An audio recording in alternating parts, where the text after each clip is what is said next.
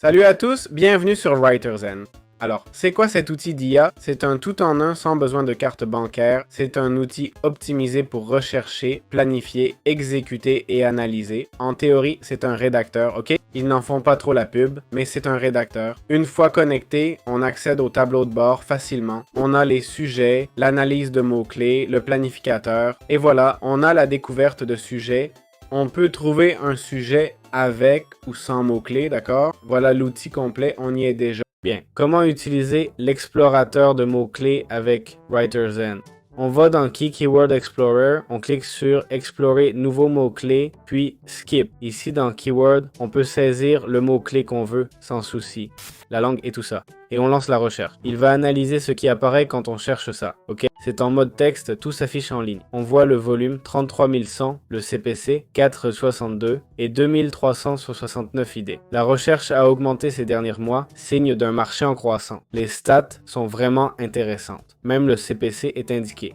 En fait, je ne sais pas si ces recherches sont illimitées, mais c'est très intéressant, non? La correspondance de phrases nous donne une étude de mots-clés similaires. Qu'est-ce que N8N? Si c'est gratuit, Docker N8N, open source, et d'autres questions sur son utilisation. Tout ça avec les recherches, le PPC, qui je suppose est le niveau de concurrence assez faible. On voit qu'il y a peu de recherches, environ 90 ou 2400 ces derniers mois. Je répète, c'est illimité.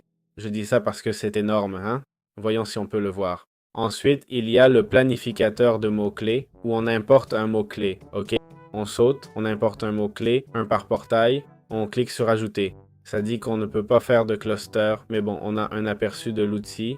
On peut aussi faire une vérification, d'accord? En cas de plagiat. On peut aussi lancer un brief, ok? Un nouveau projet où on met le mot-clé initial, puis on génère un résumé, d'accord? De ce que serait le contenu et tout ça. Mais le plus intéressant, c'est clairement l'explorateur de mots-clés, hein? Et de loin. Voilà, c'est tout ce que j'avais à dire. Bien, voyons les plans de paiement de cet outil. Bon, on a vu un peu le créateur de contenu, on ne l'a pas vraiment vu, mais il n'y a pas grand-chose, non? On a l'écrivain, où on peut créer un projet, mais bon, franchement, ce que j'ai préféré, c'est l'explorateur de mots-clés. Jetons un œil aux notifications, liste de mots-clés, j'aimerais voir les plans de paiement, facturation, suivant.